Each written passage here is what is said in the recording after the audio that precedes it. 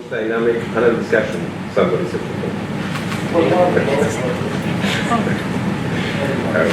good afternoon, everyone.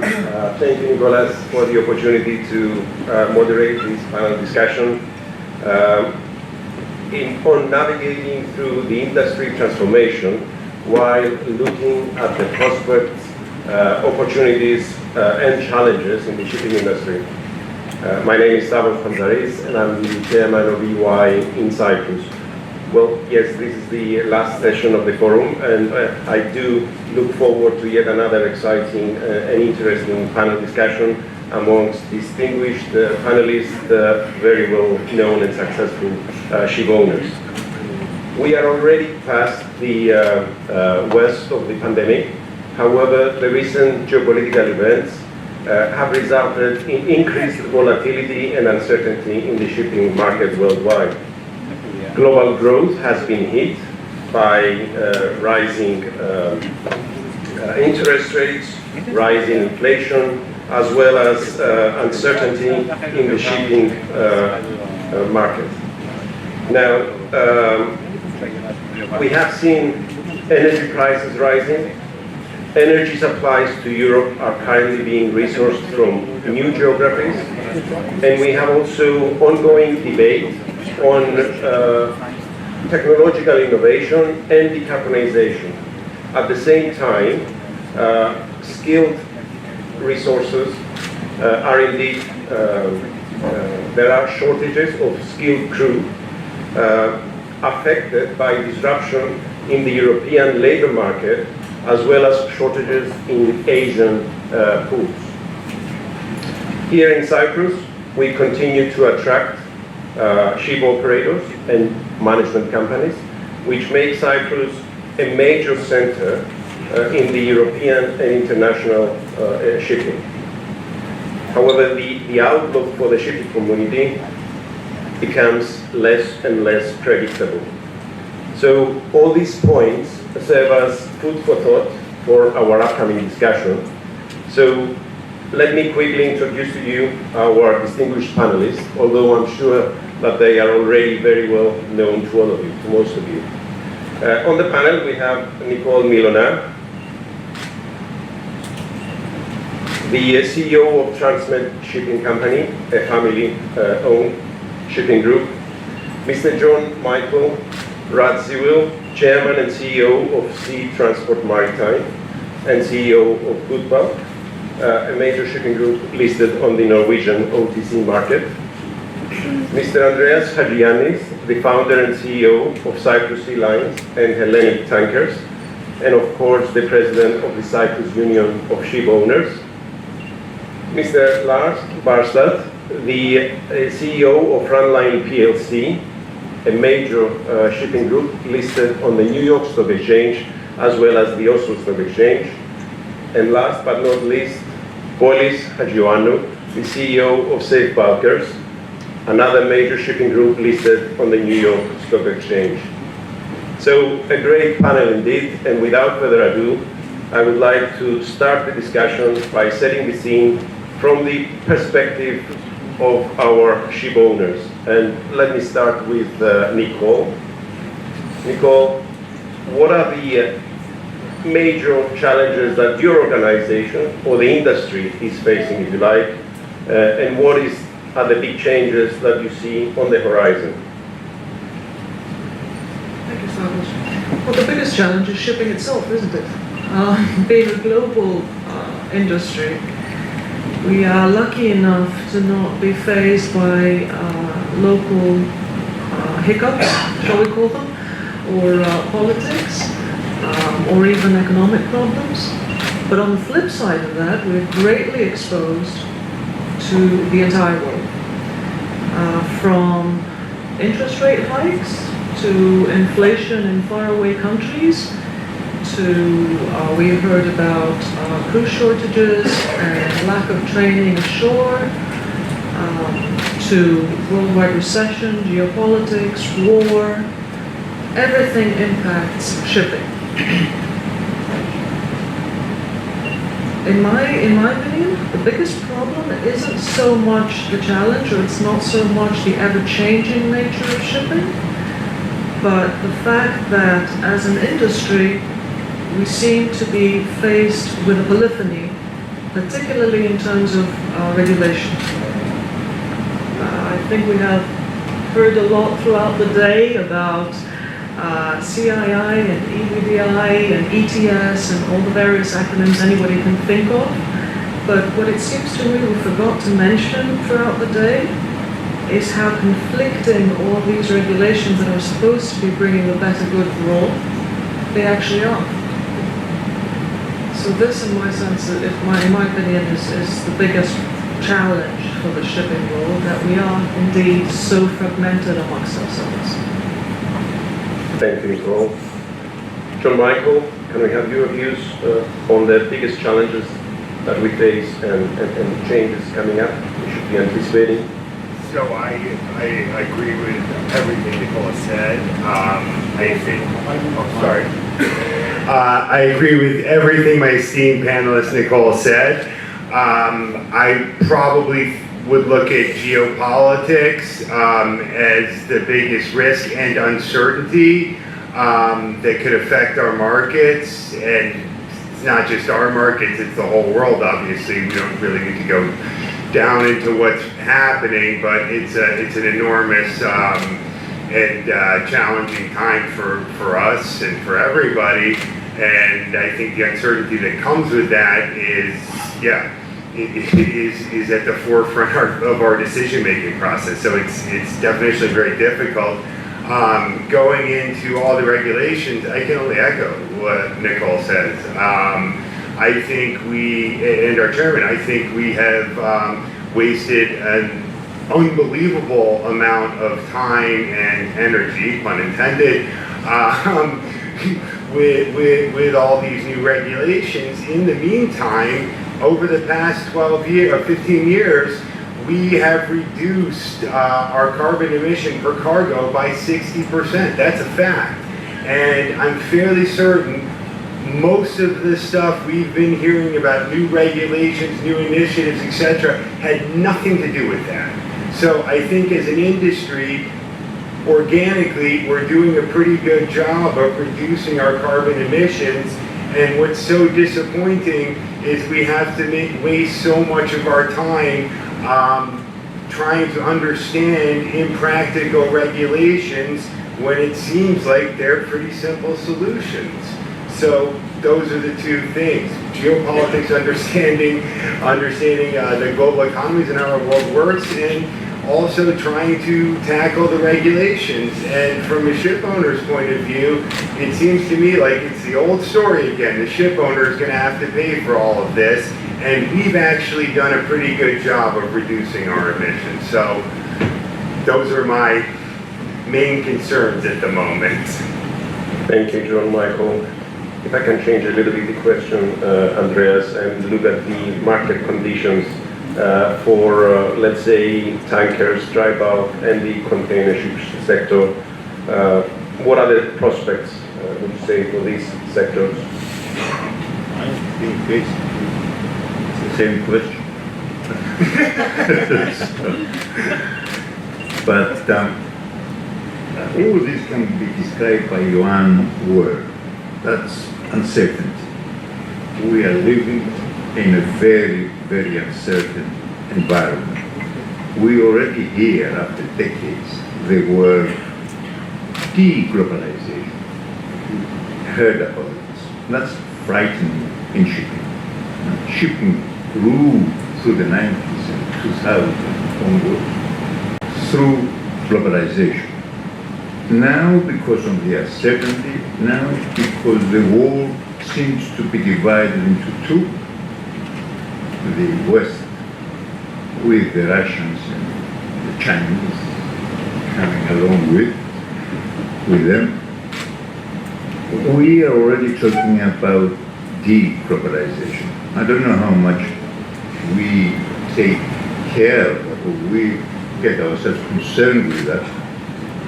But if we are not careful, and I think we all agree the world these days is lacking leadership. Europe is lacking leadership. The States, I don't think we have the best leadership. I don't think pudding is something that we've seen since the times of the 40s and the 30s.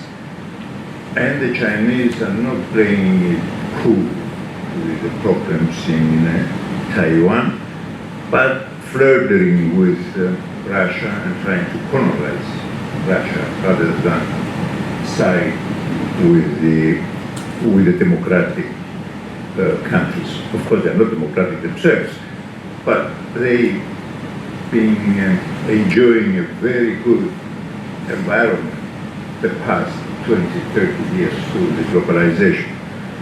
And there are, of course, many people who say it was premature. Globalization was prematurely offered to the less democratic countries, as a result of which big growth was allowed in autocratic countries, and they are becoming regimes, unshakable regimes.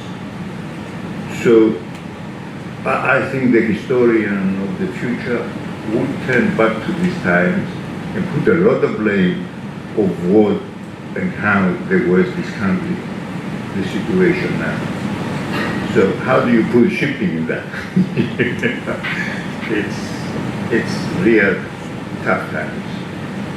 So as long as we don't go out of line, I mean, it seems to me the optimistic way would be that now Russia is in the same position as the States were with the Vietnamese War, and they would be there for a few years, but nothing else would happen until they decide to withdraw.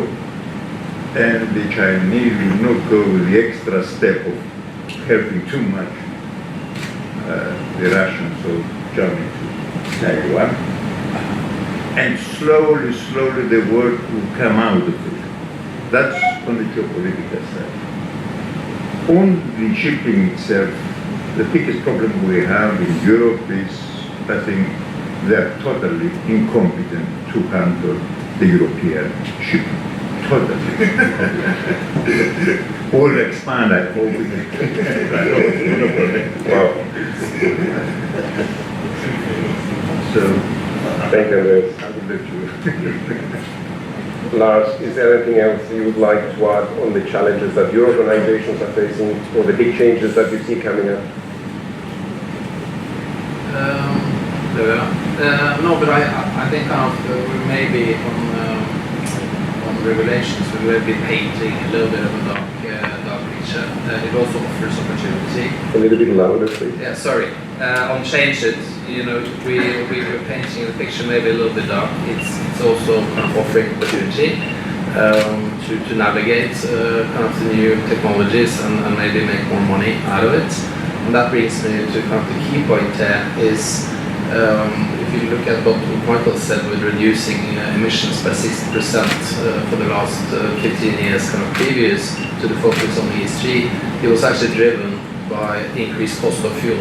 And every ship owner would always try its best and utmost to save the fuel cost. And that kind of pulled us into the race for eco, slow steaming, and whatnot. So the importance here, as we are kind of facing all these changes and new requirements, is that kind of the most efficient way of getting there is if we can do it by black economics. So shipowners are in no position to carry the cost. This has to be either passed on, or you need an economical incentive to get to that point. Thank you, Lars. Police, if you would like to add anything on what the previous panelists have mentioned, but also let me ask an additional question to you. We talk a lot about the industry transformation, but who would you say drives this transformation? Is it the ship owners? Is it the politicians? Is it the market in general? I think as far as shipping is concerned, the changes in environmental issues will be the driving force for the years to come. And I think I said before that The lead will not come from Greek or Cypriot shipowners. The lead will come mainly from the liner companies who made a fortune the last 2 years, and they dictate the changes that we will see. I don't think it can happen very fast, those changes, because the technology is not yet available, or where that is available is very expensive. So we have to wait and see what fuels and what engine will be available, but this is in the course of the next 5 to 10 years. Now coming to the political situations, first of all to say about our country, Cyprus, we have a new government, a new president, new minister. We welcome all on board. They all understand shipping is a major asset for Cypriot economy. And we are very pleased also to see the new president, so the leaders that the first meeting he made was with the Turkish Cypriot leader to try and start breaking the ice, because it's ridiculous in 2023 to still have a small island being divided in two. So we have to work hard and find a solution, especially at time now that we have the West and the East fighting each other for no reason in Ukraine. I think the war in Ukraine is totally unnecessary. They are fighting over land that is already destroyed, and somehow they should sit down. The sanctions are hurting Russians, but are hurting Europe as well. We see all the cost in the living standards and inflation, and the cost of living and the cost of energy, the cost of food is going up. So we are all hurting about this situation. And if things carry on forever in this situation, we simply will have 5-6% interest rates, not for 1 year that they are saying, and we are all wishing, but for the next 15 years. So this thing must finish one day. The sanction is not the solution. They should sit down and find a solution to this problem. You cannot keep going with this war forever. Russia, I think, are very ready to accept some sort of ceasefire. We should sit down and stop this war somehow before more damage is done, because at the end of the day, the numbers we are hearing are correct. 300,000 people have lost their lives. So this thing should not, and 10 million Ukrainians are away from their country. So they are refugees, and we know in Cyprus what is the suffering of refugees 50 years on. So this is the most important thing we have now, and the uncertainty will continue as long as this war continues. So we must all try and help with some wisdom to finalize this story. So these are the remarks. Absolutely, Boris, fully agree with you. John Michael, on the same topic as regulation, would you say that the ship owners have a significant role in the drafting of new regulation? Or is it mainly politicians that they decide and ship owners just have to comply with? So you're asking my opinion or what's happening? So my opinion would be that, sorry, can you hear me? Okay. That it should be a bottom-up process with the ship owners opining and getting involved. Having said that, the regulations are what they are. I agree with Lars. There's always opportunity. And we have a level playing field, so to speak, so we have to adapt and improve as best we can within that playing field. But generally, I think regulation for everything is better if it's bottom up than top down, especially if the bottom up understands what they're talking about.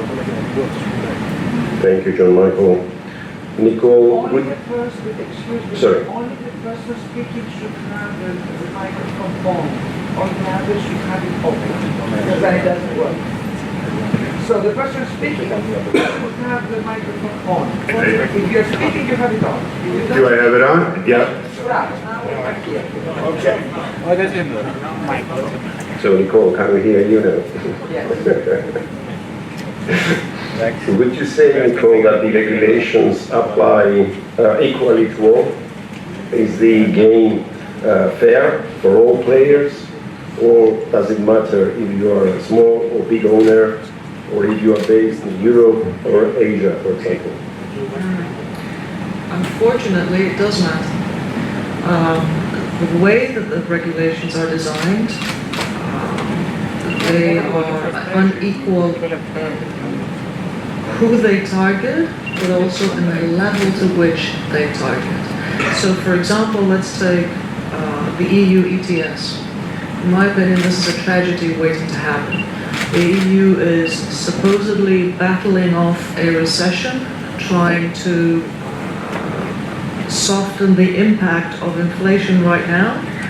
And with this new measure, essentially what they are doing is they are increasing the cost of all inputs to Europe. We all know Europe is a net importer from our clothes to our cars to our tablets and phones.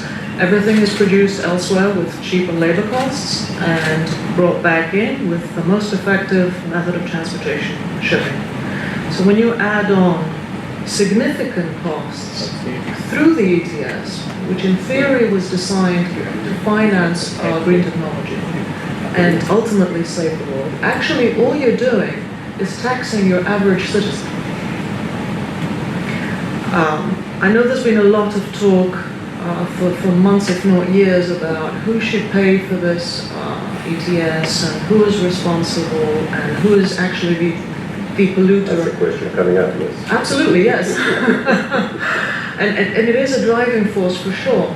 But in my mind, this is short term. It doesn't matter who begins paying for it. At the end of the day, the cost will trickle down to the consumer by virtue of increased shipping costs. And there might be a short-term impact on the ship owner or the charterer or both, but at the end of the day, the only viable option is to pass that cost on to the finished product. Unfortunately. Very much so. If you ask me, it's a depressing thought.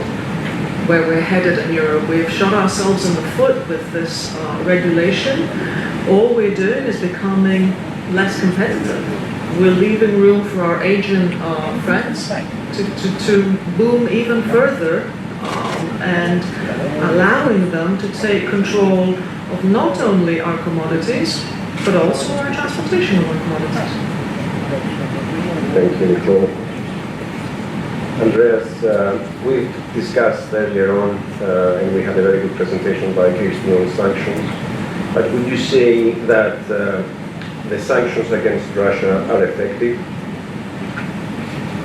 Very effective. They help China a lot and India against Europe. So what we're doing is we are selling very cheap the oil to China and to India. India refines it into the products and sell it back at triple the price to Europe. That's where we are today. But allow me to go a step back and continue what Nicole criticized on the ETS, because it's really annoying what's happening there. We have to take it a step back. May I, by the way? Yeah, of course. We have to take it a step back.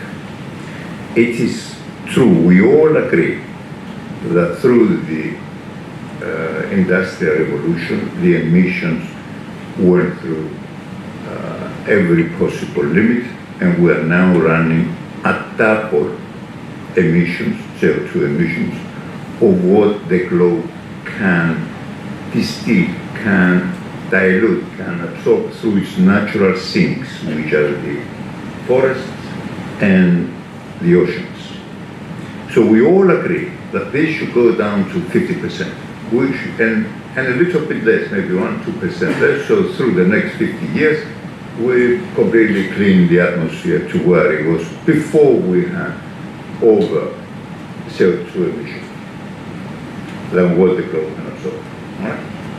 Now, an ordinary person on the street like me would think that he should do that through the most effective and the least expensive way. So what's the most effective and least effective and least expensive way? Electricity. Produce electricity through renewable energies and transform all the combustion ashore into electrical driven motors, which is zero emission, correct? We all know that. Do we have the technology? Yes, for decades we have this technology. This cost, we had it on the Cyprus Maritime, for Maritime Cyprus in October, the analyst, who said the cost of transport of decarbonization shipping, because shipping is in the high seas and it costs a hell of a lot more, it's $3 to $3.5 trillion.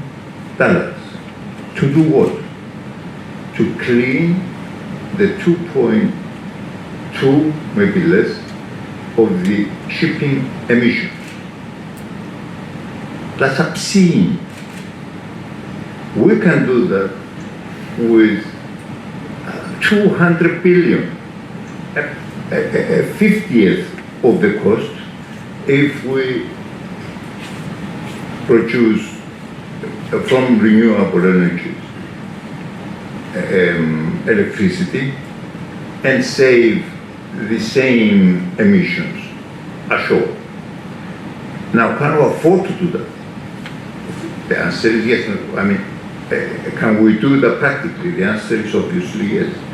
The emissions through the shore electricity, which is now run on electricity that is being produced by fossil and energy and by coal, is 65%.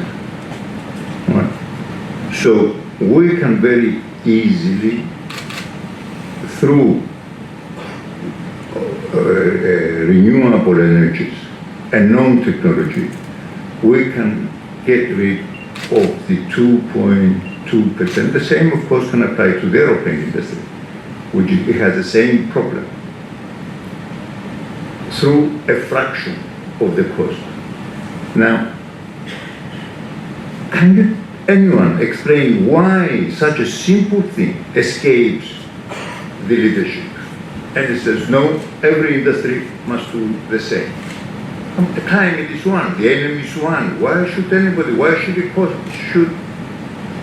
make the ship owner pay 100 times more to achieve what you can do with one fraction of the result? This is what I mean. We are living in a very strange world, in a very strange environment. Unfortunately, Europe sees shipping as a percentage of GDP, right?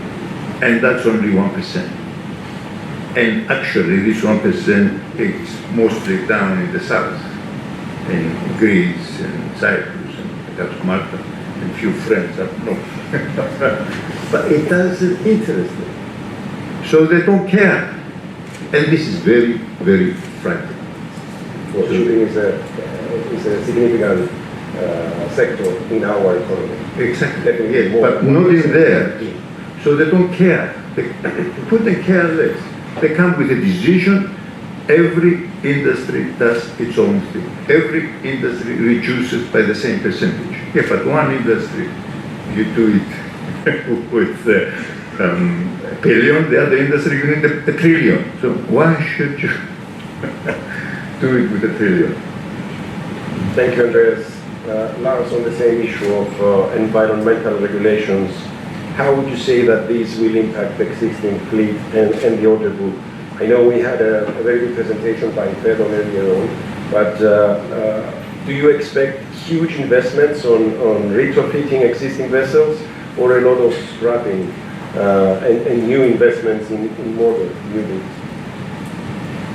No, I think this is well. It's obviously part of the opportunity, but it's the reason why we have a disciplined order book these days is that we're in a kind of a technology discussion. There's huge risk on the various technologies you want to apply in order to save emissions, there's also a regulatory risk involved. When a ship owner is going to invest, taking on new orders, he needs return on the capital basically, and you don't want to make a 20-year investment or 25-year investment even when you have no visibility to what's going on. And I think that's an added point to kind of the situation we are facing here is that regulatory changes are not always visible with a good lead time. Kind of everybody here on this panel, have been in this industry for a long period of time, and what you do need, which Cyprus offers, is a framework you work within that is predictable. But the regulatory kind of bodies right now that are dictating how we're supposed to invest and kind of conduct our business going forward is less so. We do know that there are kind of political waves here that basically want to get rid of oil. So for a tanker owner, it's it's quite difficult to plan for the future. But I think the opportunity then is that we are probably going to end up in a situation very similar to what we saw in the container industry when everybody was surprised that people ordered a lot of goods during COVID. Is that you realize that the logistical chain doesn't work, and you basically end up in a situation where freight rates just add to the cost. You can add EUAs as well, and suddenly everybody realizes that all these things are connected. We're a global industry. We're part of the network globally, distributing goods around the globe. And a very important part in this respect. So, to do a very long story short, it's the visibility and the predictability of kind of the demands our industry going to face over the next 10 to 20 years. It's a challenge, and this makes us basically hesitant to make any decisions. Thank you, Lars. Police. Is a wait-and-see strategy the best option right now? Or do you think that a quick transformation to modern fleet will pay off later from green premiums?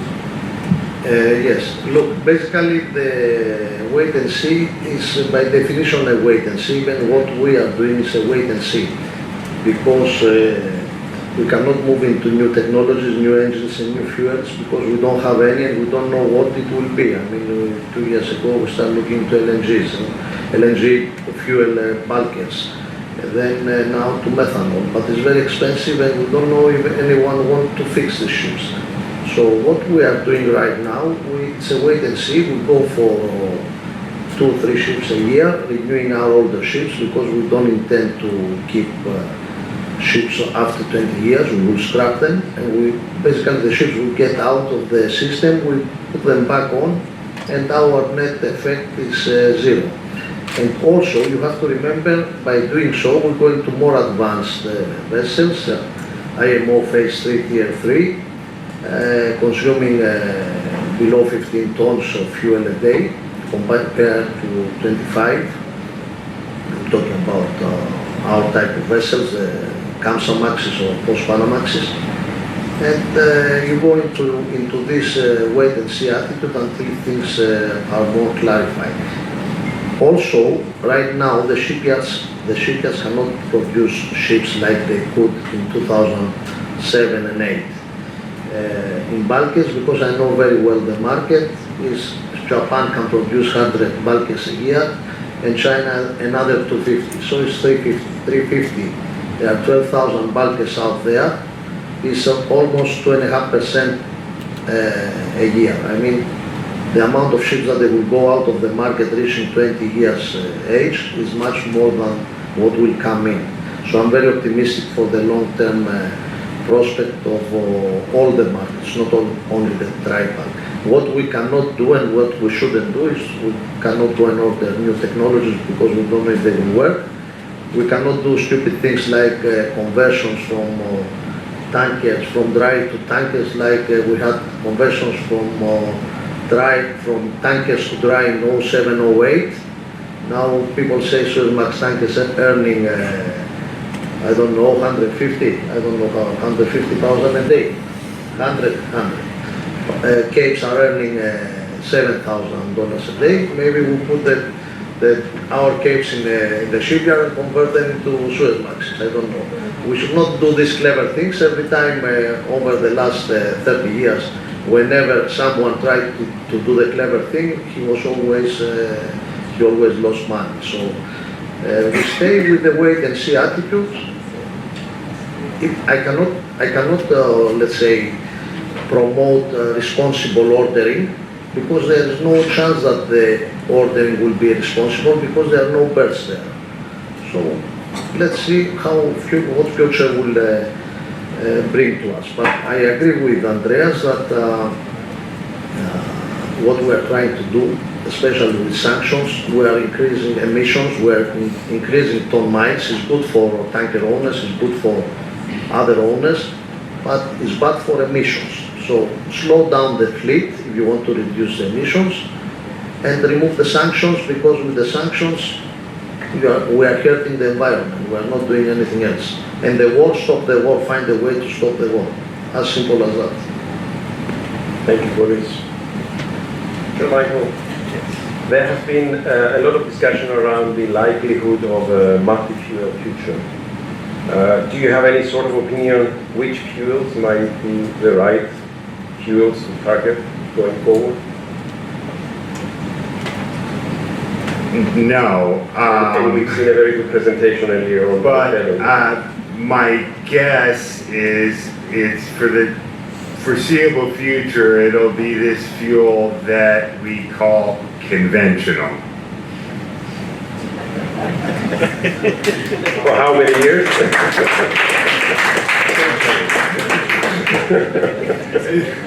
A long time.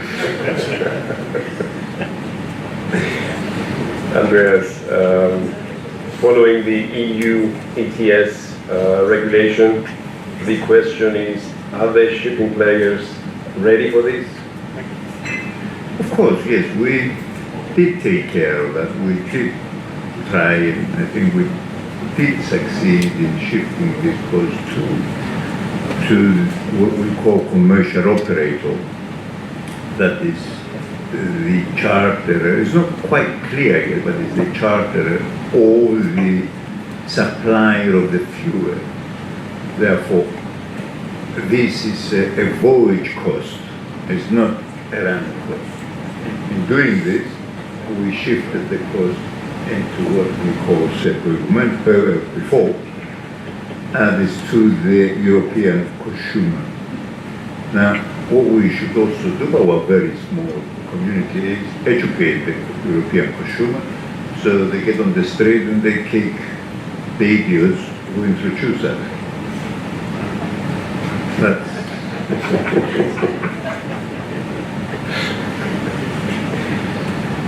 Lars, can we have your views, please, on the same ETS issue? And what about the proceeds collected?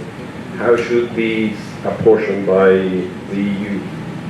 Well, the EU ETS, I know this is a little bit of a shifting landscape, but I had a presentation given to me by DNV just last week, and what I understand is, you mentioned commercial owner. What it ends up effectively being is the DOC holder that's responsible for returning the EUAs at the end of, or actually by March or something, the year following the emissions you've basically produced. And I think that proposition is very difficult, and there's a lot of technical managers and the massive DOC holders in this room who need to figure out how is that going to be solved. These are actually financial contracts that hold a lot of value, and I don't think the normal technical manager although they manage ships perfectly well, kind of have the setup in order to manage that. So, but I totally agree with Andreas here. You know, there has to be some information given on where this cost is ending up, because it's 100% sure it's going to end up with the consumer. But it is, you know, we in the shipping industry need to look at it as a voyage cost, just an added kind of cost to consuming fuel, and calculate, you know, in that respect. One thing I'm worried about is how, you know, will then trading patterns optimize against the EU ETS. You know, it's obviously, you don't really want to bring an oil cargo from China into Northwest Europe unless you do some cargo operations prior to entering the ETS area. So. And as you rightly said, it's another issue how to measure and record these emissions on the balance sheets of the various companies. I'm an engineer and an accountant, but I'm still not clear how this should work. I don't know whether you would like to comment on this. No. Yeah, but the challenge here is that you're going to accumulate EUAs throughout an entire calendar year, which could be worth a lot of money. One of, you know, the EUAs are one of the most volatile kind of instruments you have, so you could end up having on a balance sheet, you know, hundreds of millions of dollars of kind of a security that moves up and down, which you then are supposed to be surrendering the quarter after the year is finished. So how this is handled, and we know, you know, kind of from an accounting perspective, you know, just if you're a ship owner, to get hedge accounting for anything is impossible. Yeah, and it's all this, and this is the challenge with the kind of regulations, is that the thought process doesn't seem to be kind of done all the way, almost as if, you know, people just make it up as they go, and that's a worrying kind of part, and sometimes then regulations don't have the effect that they're intended to. And I think the biggest challenge here, and it was pointed to by some of the presenters earlier today, is why on earth don't we use well-to-wake in shipping? You know, it's that's the only sensible way of calculating emissions from fuel. You can't just look at tank to wake. Thank you, Lars. Let me change the topic a little bit to the issue of workforce, which continues to be a challenge following the post-COVID-19 era. Russia and Ukraine are obviously two of the top 5 source nations for seafarers, and difficulties in sourcing from these countries have compounded to an existing scarcity of skilled crew. Andreas, can we have your views on this matter, and in particular, how will the industry transformation affect the workforce needs, both on board and onshore, of course? Yes, there is no answer to that. It will be very, very difficult. What we found was, especially in Cyprus, to continue employing Ukrainian crew, but there is a big problem out there, and it's a huge percentage of the crew are Ukrainian, and they're good crew too, right? It's not easily replaceable.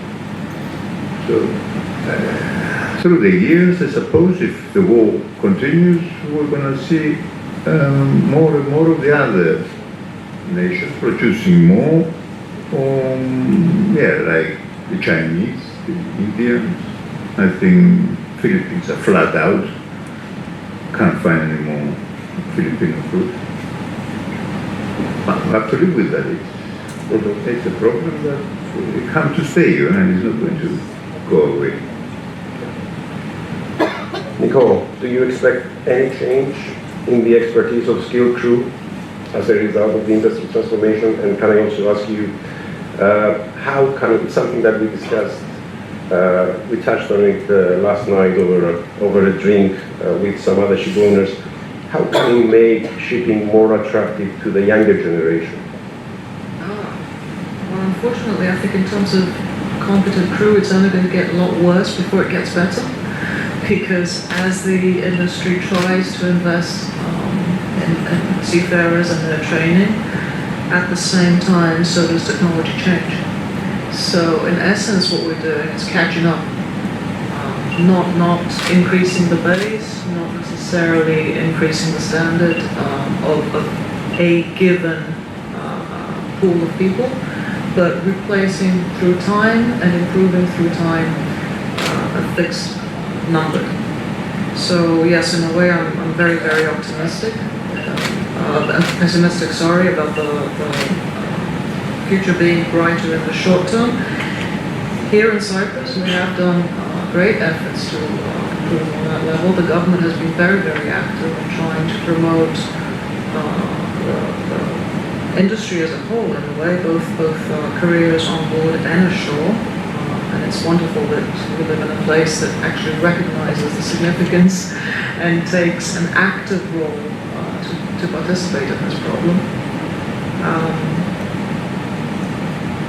But I think there is a lot of work lying ahead on that front. It's not an easy problem to solve, nor will it be solved quickly. And it's an issue that is faced by many sectors, not just shipping, of course. John Michael, do you think that the industry will be more dependent on the human factor or less following the industry transformation? And in particular, will the new technologies, artificial intelligence, automation, robotics, reduce the number of people needed in the industry? I think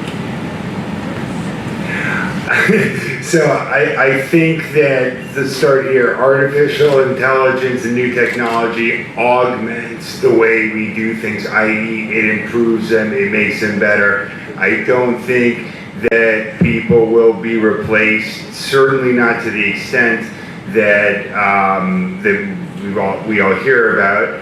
I think in the shipping industry, absolutely, it is 100% a people-person business, and generally in business, and certainly in shipping, it all comes down to the people. So I do think that we will continue to be a people-driven business, and I would not have an autonomous ship ever.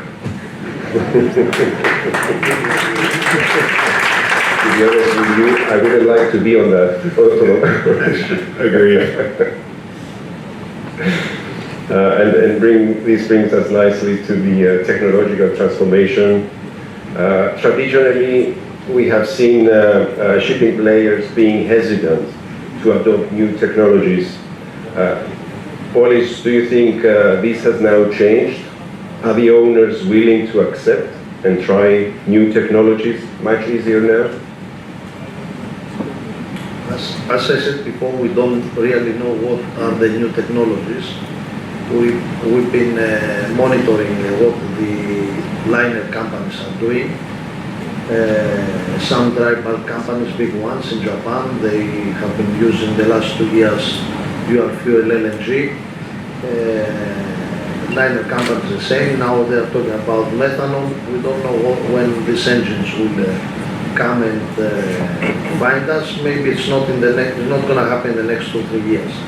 So we have to improve our ships environmentally with paints, with ducts, with other things that we are doing. Investing, the extra $500,000 in every dry dock to have the ships running on lower consumptions. Of course, we have sometimes charterers asking us to go with faster speeds for no reason. I had the other day a ship going up the Magellan, 8 force winds, asking the charter, asking if we can improve our speed and open up speed. I said, it's no point. We just burn 10 tons more and we'll still do the same speed. So there are also some ignorant people in chartering companies. They subcontract operations to other countries, and you hear all sort of stupid requests. So for the time being anyway, technology is not moving very fast, and we simply have to wait and see what the new fuel will be and when the new engines will be available. But it's not coming in the next 3 years. Mm-hmm. Andreas, would you like to add anything on that? which new technologies do you see quickly entering the shipping industry? Are you talking on fuel, alternative fuel, or old technologies? Not the fuels, technology. In general, yeah, every day there's new technology coming. There are hundreds and hundreds of companies that go around and introduce new types. I think this is all what decarbonization is about. Produce a lot of money for these people and a lot of research to make little bit, save 0.1% of the consumption, and we spend millions and millions. This is, I think, what is driven by lobbyists, and this is where the problem is. Nothing effective will come from there. On the fuel, I fully agree with Boris. There's nothing ahead of us. But I should repeat what I said before, that shipping counts for 2.2%. Europe put it to 2.5, 2.6. But to do that, they include the ports. The ports is a shore industry. You can do it with electricity. So the actual emission from shipping is only 2.2. Why on earth should you go into these amazing technologies and this huge expense when you can simply produce more emission-free electricity, where it can absorb the 65% of the emissions today, and which is much more than we need to reduce. This is what doesn't make sense. So I don't see much length into that. I see just hovering around for a few years until we do have less emissions through the electrical energy, and it will be less pressure from the public on the environment. Then people will come to their senses and know this would be a bad dream of the past. Thank you, Andreas. Let me now dive into another significant point, that of the mergers and acquisitions activity in our market. John Michael, can I ask how, in your opinion, will the industry transformation affect the M&A activity in the market? Will the transformation process create more opportunities for new ship owners to enter the market, or will the industry demand for more consolidation in the market? You're asking me or Lars? Lars will be after you, John Michael. Why are you? Okay. Lars, be ready. Well, I hope so. I think an industry with more mergers and acquisitions and more liquid sale and purchase markets is a better industry. I'm a big believer in consolidation myself, whether that be with a balance sheet or commercial consolidation. I think there's a lot to be said about that, but I don't know. My guess is probably we will. I think the big thing for mergers and acquisitions to happen is there's got to be money flowing through the system. So for dry bulk, I would probably look towards the second half of this year where we're more bullish. And Lars, you are waiting for my question. Can we have your views on this topic and also considering Frontline's recent announcement on the Euronav transaction? Yeah, no, so consolidation, I'm with John Michael there, but he said, a very kind of important part, whether if it's balance sheet or commercial. And I think you do need consolidation for, kind of all the challenges that lies ahead. We're seeing that by way of the pools offering kind of to the smaller owners that wouldn't have the capacity to invest in order to kind of become more efficient. That they offer these services, also in respect of decarbonization. With regards to consolidation and Euronav, we wouldn't really have achieved very much on consolidation in that respect. The two largest ship owners coming together, because I think consolidation is something. First of all, it's something you search for in a challenged market, and why you search for it is because you have a too fragmented offer side on the shipping side. So basically, too many owners running and stumbling upon each other to compete for a lower paying cargo. So, and that's where you really want, in those situations, that's when you want to see consolidation. For the tanker side right now, we actually, we're pretty much okay. Because it's more the cargo guys that are stumbling upon each other, over each other in order to secure the ship. And this is obviously the best position a ship owner can be in. Thank you, Lars. Nicole, what does the future look like for small to medium-sized ship owning groups? Do you see more consolidation in the market? I think we've seen a lot of consolidation already over the last decade, and it's not a surprise. Increase in regulations has also meant increased bureaucracy and a huge administrative burden that is very, very difficult for smaller companies to sustain. I would like to think that we will not get to the point where medium-sized companies are also too small. Thank you. Yes, please. I agree, and I think commercially, echoing my panelists, we should be doing as much consolidation as we possibly can. I think flexible cooperations are the way we separate ourselves from other species at a very high level, and I think flexible cooperations in commercially managing our ships and our revenues together can only be beneficial for ship owners. Thank you, John Michael.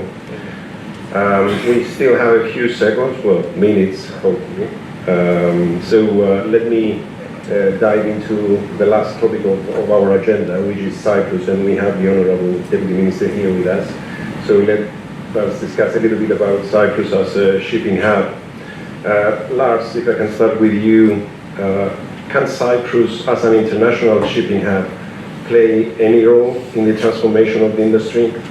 And can you also explain to us the rationale for Frontline redomiciling its head office from Bermuda to Limassol? Well, first of all, thank you for allowing us to come to Cyprus. And also, it was partly motivated to get on this panel, of course.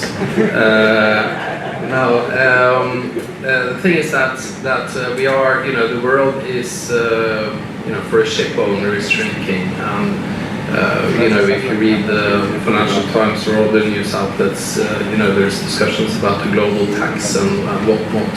So it means that, these kind of specific locations where you could just get on a tax holiday are becoming less and less kind of interesting. Also, when your domicile is regarded a tax haven by quite a few of the countries you trade with, then it becomes even more complicated. So then you're back to finding a place where you have a predictable kind of framework for shipping, but you also have the expertise amongst the population, so you can actually source, maybe not that much seafarers anymore, but at least technical and operational, accounting, kind of basically all the elements you need in order to run an ownership. And this is where, and I have to be honest with you, we looked at both Malta and Cyprus when we're going to move into the EU, but shows Cyprus, number one, of course, there is a legacy here. Our major shareholder has been part of, is the Cypriot, but it's also been established here for more than 30 years. But secondly, Cyprus as a community offers a lot to a ship owner. That's encouraging to hear. Police, perhaps we can have your views on this matter based on your experience today, having relocated your head offices to Cyprus a few years ago. Yes, we're very happy with this relocation since 2015. Gives us many options. We're running a listed company, but also a private company. We have another one in Monaco with my brother. He has on his own another one, 2 companies. So Cyprus is a place that is good for business. Cyprus helps business and solves problems quickly. In 2020, when we had the nightmare of COVID and we had our seamen and we were begging our charterers to pay the deviation cost for our ships to go to places in the middle of Indian Ocean or in the middle of Pacific to change our crew, they wouldn't allow us at our cost to change the crew. And Cyprus opened here corridors and ship owners came and changing their crews in Limassol. Many cruise companies were badly hit from COVID, economically almost destroyed. They found very friendly waters here in Limassol to make safe crew changes, for God's sake, to get the crew out, put them in a bus, take them to the airport and go back to their home and change the crew on board the ships. So these are the penalties we're paying now, and we don't see young people going to sea and they're afraid of how they will be treated in our seamen, how they will be treated in future. Because we see rising costs everywhere. Seamen cost is rising, they are reducing, we have the war. I know our cost, and believe me, we are hands-on company, we are not public company and we let other people run our ships. We are there every day, 12 hours, running our ships, and our cost, the OPEX, is 50% more than it was in 2016. And I say to Lucas, who is here listening to me, what are we doing here? We will lose the ships. We are unable to stay competitive. We will lose shipping to the Chinese and to the Asians. Fedon said before, and ABS said before, Vasilis Kostalis, that the majority of new ships are coming from China. We will come from Chinese and Asian owners, not from Greeks, not from Europeans. One day we will lose shipping, maybe not in our career, during our career, the next 10, 15 years, but maybe in 30 years. And imagine if we have a war, and we have China and the Asian countries getting stronger and stronger, and Indians, and these people dictate the game and they control the pipeline of world transport. So all these things are very worrying, and Europe and all the countries of Europe must sit together and try and find solutions to these issues and see shipping more seriously. Cyprus is the exception, and Greece is following also, to try and promote all these things within the European Union. So for me, this cost element is going to hit us very bad in the next 10, 15 years. I don't know when it will come, almost the end, but if we cannot control our cost, no matter how much money we make for 2 years, because we made money for 2 years, and then the previous 7 we lost hell of a lot of money. I mean, come on now, we just made back the money we lost the previous 7 years. It's not that honest, we made fortunes and people say, the market is very good and all these things. We all know this, and we can all read balance sheets and can see impairments and losses and all these things. So if we cannot control costs, we will lose shipping. And Cyprus is a country that understands what the businessmen want.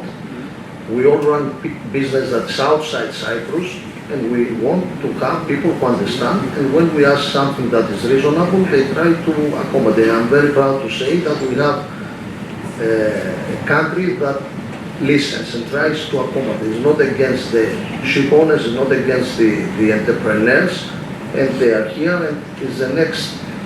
I mean, it's one of the only European countries that are so much pro-business. Thank you for this.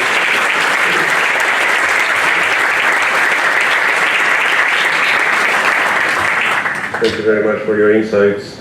Nicole, we've got the Deputy Minister here listening to us. Any ideas that you would like to mention on how to make Cyprus even more attractive to ship owners and managers? Or Andreas? You can listen more.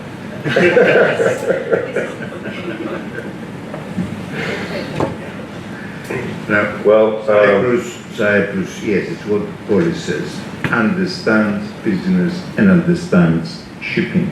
That makes us unique on the planet. So the sky is the limit for Cyprus. We have, of course, Turkey fighting us like hell, but sometime we hope this will be over and then we'll find our way to the top. thank you, Andreas. And perhaps the last question to John Michael. You already told me that the organizations that you are heading do not have a presence in Cyprus. After hearing to this group of panelists, have we convinced you to set up a base here in Limassol? Or do we need to try harder? Are you sure you really want me to start off with? And second of all, yes, this has been one hell of an advertisement from Cyprus, especially hearing it from such esteemed people as on my panel and to the right and left of me. So I'm very impressed with what I heard about Cyprus, and I think you should all be very, very proud of what you've accomplished and what you will continue to accomplish. Thank you very much, John Michael. And we have reached the end of this session. I'm sure that the views expressed by our distinguished panelists will provide more food for thought and further consideration by all of us. Of course, it's past 5:30 in the afternoon, and I guess we all need some real food right now, or perhaps, should I say, a few real drinks. I would like to thank all the panelists for their interesting and insightful remarks and for sharing their thoughts, reflections and ideas and positively contributing to the discussion. I do wish you all continued success and fulfillment in your future endeavors. Ladies and gentlemen, thank you very much for your patience and